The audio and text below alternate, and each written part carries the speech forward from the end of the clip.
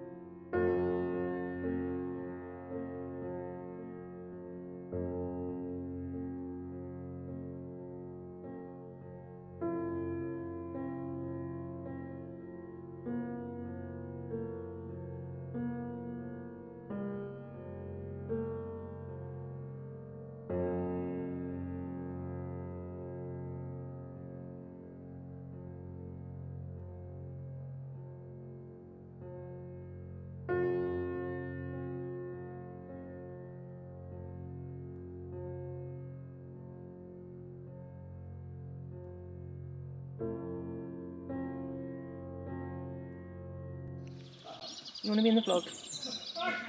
Yes. Woofle boy. It's a bit of an overcast but warm Sunday, and today we are having a street party in the village to celebrate this dude.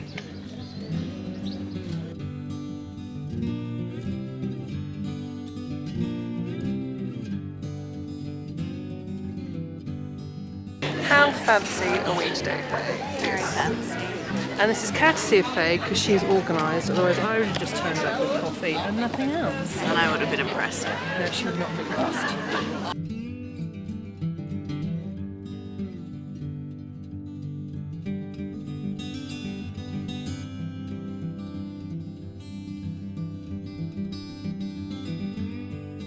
Okay, happy cloudy Sunday. There we go. Cheers, King Charles!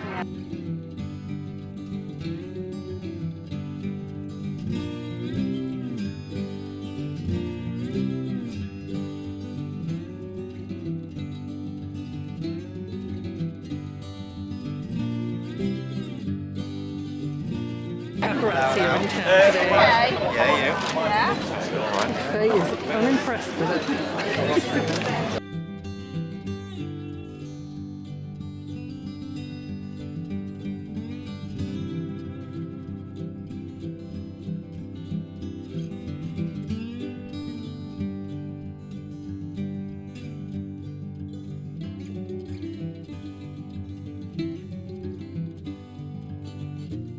Something interesting about the cottage cream. Yes, tell us, Faye. Whenever you go to buy cottage cream, coming closer so you can listen. Whenever you go to buy it, you can never find just the Rhodes Cornish cottage cream. You can't buy any other brand. You never see any other brand. Do you? Look at my cottage cream. Well, when you do, you'll notice that you'll never find any other brand. I suspect there's a reason for it, and I'm sure you know why. I thought you were going to tell us the reason, but you just don't know. No, I don't know. That's a fascinating story right there.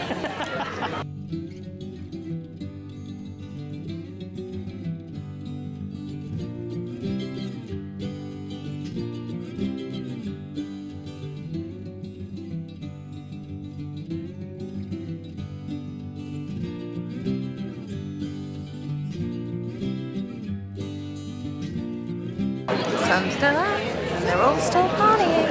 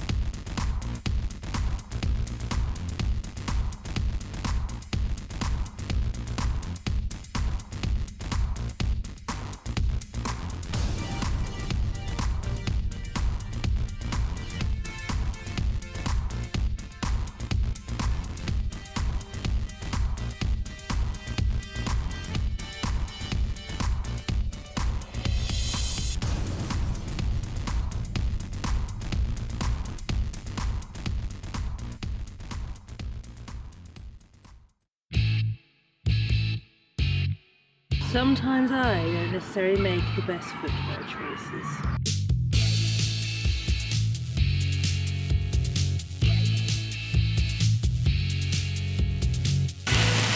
Yes, I am.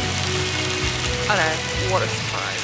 But to be fair, I actually haven't had a ride day this season, and crossing because it's quiet today, I don't think school trip season started yet. And looking at the queue times, they're looking pretty good. Though I have got here quite late. I couldn't get up this morning. So let's go do some rides.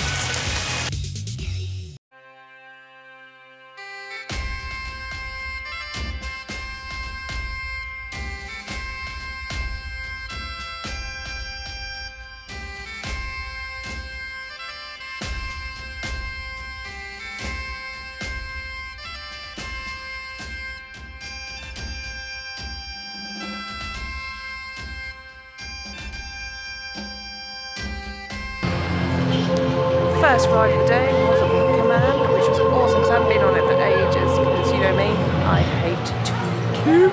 You're gonna have to wait in line for that. Waiting in line. And it wasn't too bad. And also, I haven't been on any of the big rides for this place in Scarefest. And I've got to confess, I've got a little bit of an adrenaline rush. Awesome. So you're an adrenaline junkie? Which is awesome because normally in the season I'm kind of get desensitized to it. And the other thing they've done, which is really cool, is where you hand your bag in, you used to get like this like clearing form to the token to then hand it back. And I never had it this. And it also always ended up in my bra. Abracadabra. Which is not the best place to store it, and also used to make me think, where has this been? No! So instead now you get a nice little neat wristband, which is far superior to shoving it in your underwear. Get a nice bra. Padded bra. Just saying.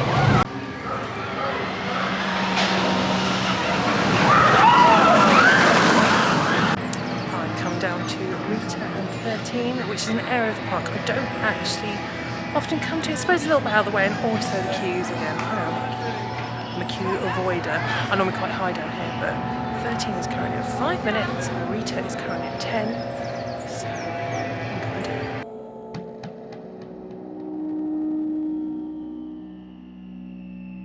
I say the magic words.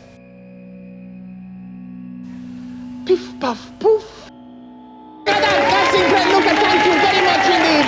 Queue is 0 minutes. It is very rude not to. And now we're just crossing everything. That doesn't mean it's broken down.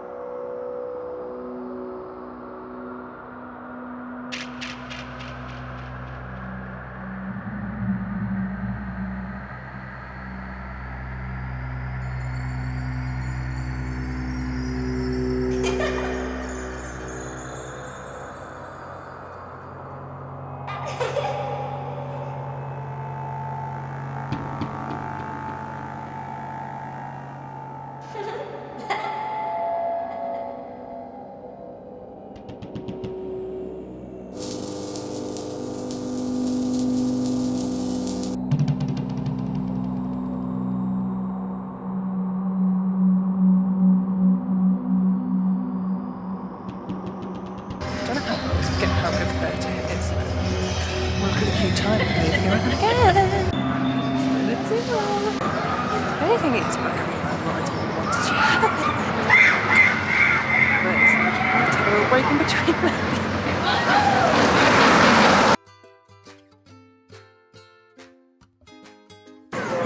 Just got off Rita, which was a walk-on, a very rare event, and I forget, I know stuff, but I do forget how fast it is.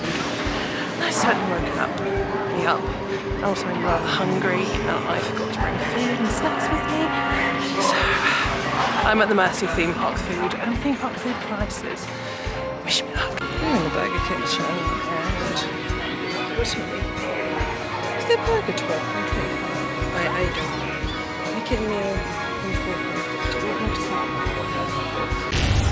You gotta be kidding me. Not happening. Currently walking about 100 miles just to get something to eat that won't bankrupt me. The local coffee shop, particularly a sandwich that's under 10 quid, hopefully. That's what 8 quid will buy in. No doubt it'll be nice. Actually, slightly overrated. I don't like it. Have you seen the price of food? I can't afford to share it. Do you know the vlog? Famous vlog.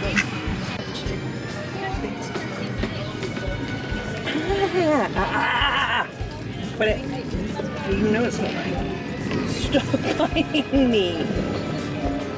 Ow.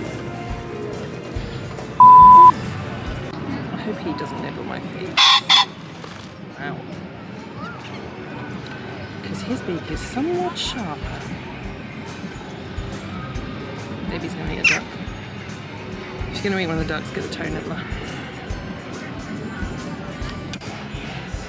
Well, I'm leaving the duck with the foot fetish behind, and now I am full of coffee and cheese ham sandwich. What better way to go and spin myself silly on the Spinball Whizzer, which I don't know how long it's been open, but it's not been open long this season, and I love it.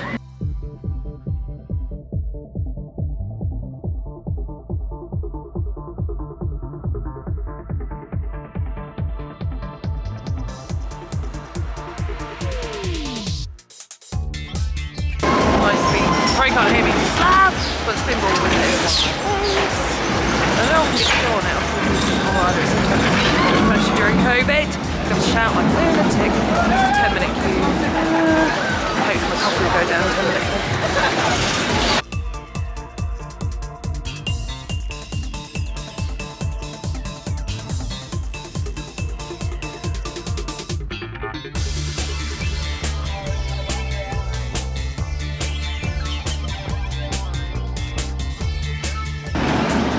I feel dizzy. I think Spinball's actually seriously underrated because it's awesome and it's different every time I ride it.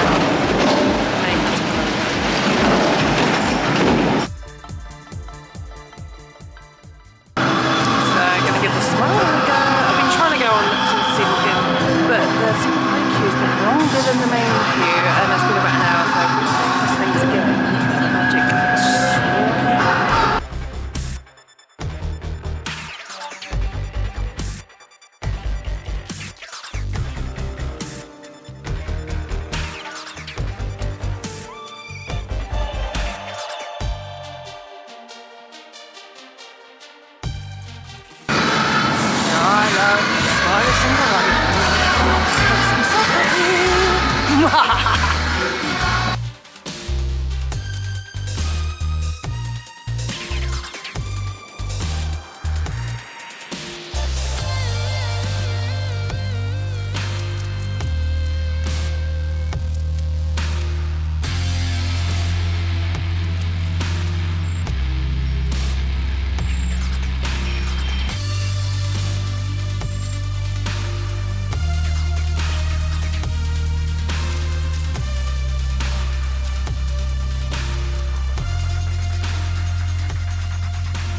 You had one job. And now for something completely different. I was going to end the day at the other end of the park, but one, it's quite a walk, but also the gardens look so amazing. The rhododendrons are out, so I'm going to spend some time and have a look around, enjoy the peaceful side of it.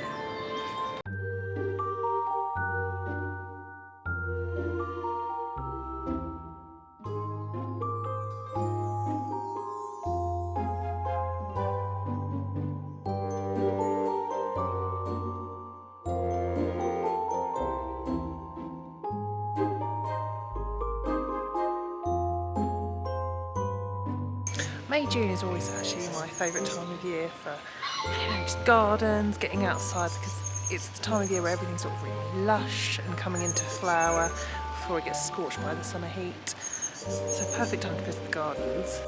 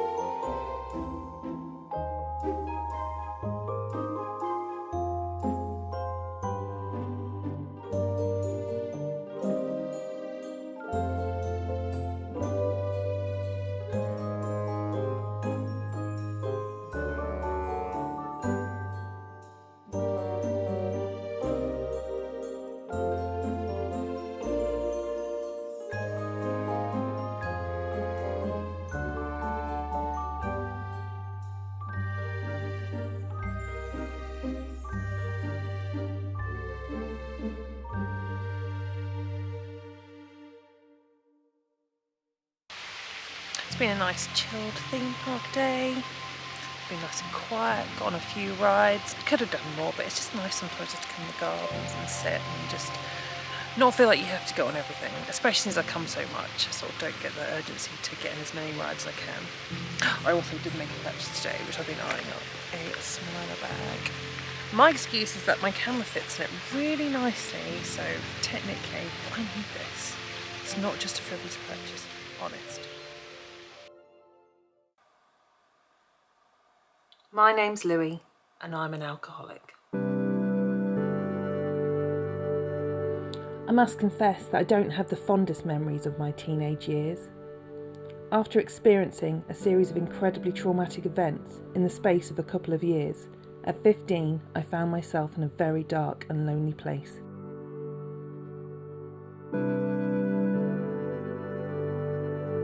In my mid-teens, I, like many others of my generation, discovered drinking. In fact, in the 90s, getting absolutely wasted was not only actively encouraged in mainstream media and culture, it was celebrated. It was the decade where it was perfectly acceptable for breakfast TV hosts to proudly declare live on air how drunk they still were from the night before, and where girls were encouraged to drink as much, if not more, than the lads. And whilst I would never use any of that as an excuse for my actions and the choices I made, it did allow me to continue my destructive behaviour in relatively plain sight.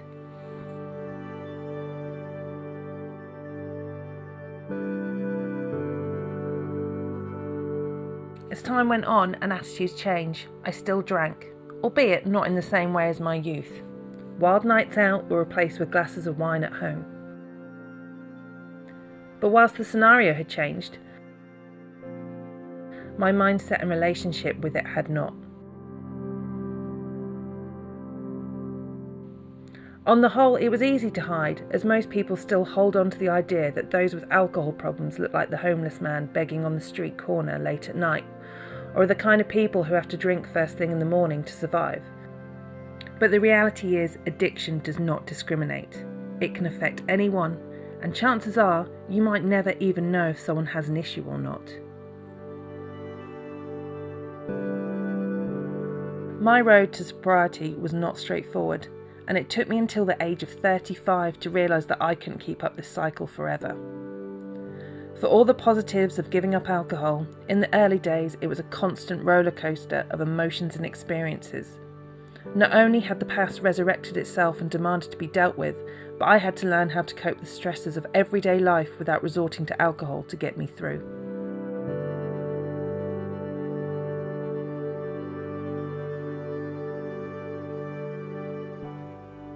On May the 9th, 2016, I got sober, which means this month I'm celebrating a full 7 years of sobriety.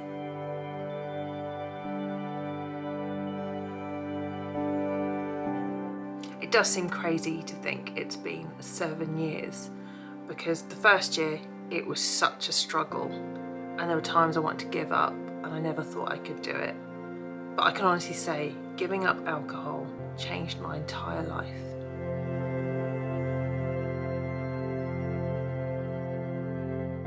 It changed everything. It changed how I felt about myself, how I viewed the world, how I viewed the situations I was being in and were in. It gave me the confidence to be who I actually was, which is ironic considering alcohol was what I thought was giving me the confidence, but truly it wasn't. When I drank, I used to believe that alcohol was helping me deal with my demons. But if anything, it was hiding me from them, and it was creating more. It was making things worse. I don't know who said it, but there is a quote saying that alcohol is the best thing that nearly works. And it's so true. You think you can drink, you get drunk, you forget about your problems, and maybe momentarily you will. But when you wake up with that hangover, you feel worse, you've said things, done things you wouldn't have done if you'd been sober. It makes everything 100 times worse. Sobriety tests you and also those around you. It's the best way to find out who your actual friends are. And I did. I lost a few friends from getting sober. Some quite surprisingly so. But also it deepened relationships I did have with people and created a stronger bond. Sobriety is my number one priority and the most important thing to me. And the reason for that, and is something I've learned along the way, is anything you put before that sobriety is going to be the first thing you lose. And I do truly believe that. It would be so easy to slip back, and a lot of people do. But my life now, and the way I am and the way I deal with things is far superior than when I used to hide behind alcohol to mask my insecurities and my fears. And even though I am like 7 years down the path of getting sober, it's difficult at times. There are still moments where you think, oh, if only I could have a drink. But that's dangerous thinking. As soon as I ever think like that, I think, right, we need to work on this a bit, because it is a slippery slope and so many people do fall. I get a lot of different reactions when I tell people I don't drink. Some people are quite supportive and some people are not so. And also you find that some people will then confess to you that they themselves have issues, which always kind of fills my heart that people put that trust in you, or they know that they can talk to you because you get it. I would say to anyone that is struggling with any alcohol or dependency issues to get help, because it is worth it. It will change your life. Yes, it's hard work and it's a struggle, and right now it probably feels like it's actually impossible. I thought I would never be a sober person. I think I had my first drink when I was 12 and then started drinking heavily at 15. So it was like 15 to 35 of drinking, and I thought, well, that's my entire lifetime, isn't it? I'm never going to be able to do anything different. But I did, and it's the best thing I have ever done in my life. And it'll be the best thing you ever do too.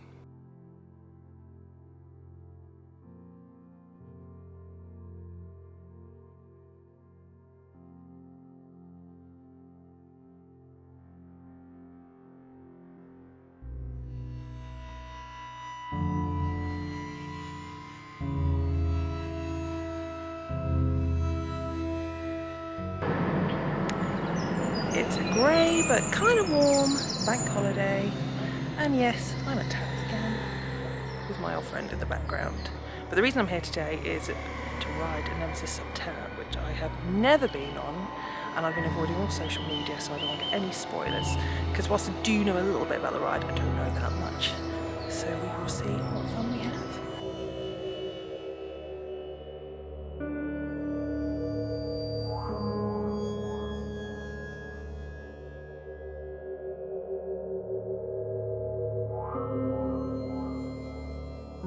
Its most exciting.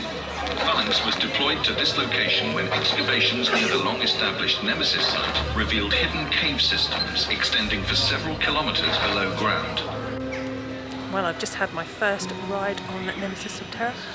I love it. Really, really love it. It was so much fun. Like I said, I did know a little bit about it before I went on, but not that much.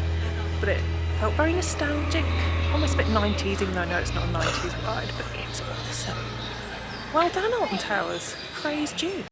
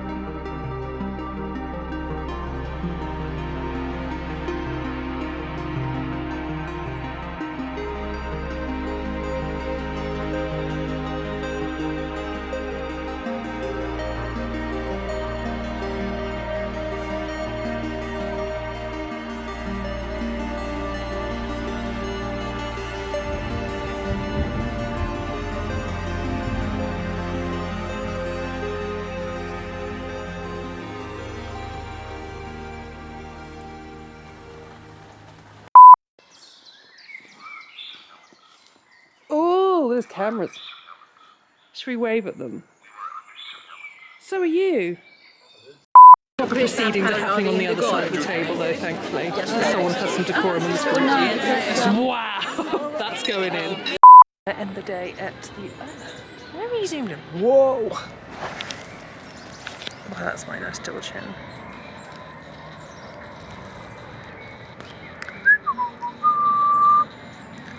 Yeah, back off, back off, back off. That's better. I was going to end my day at... why is this zoomed in so much? What the f is this? People used to spit them. It's because they don't want to walk. No. It's because... This is your last attempt. Come on. Because... Did you read my article? little children from falling in and drowning. The witches. Yeah, it's because the witch. That's what it is. What about the witches? They're evil and and... Well, that's but go The on. wear black. And they come in here. And they put the fingers in and all holes and it turns evil water instead of... Partly. There was also another reason. They basically, the witches thing was they thought it, but it was more like the parishioners were nicking the holy water than actual witches. So much I'm going to have to edit out of that conversation.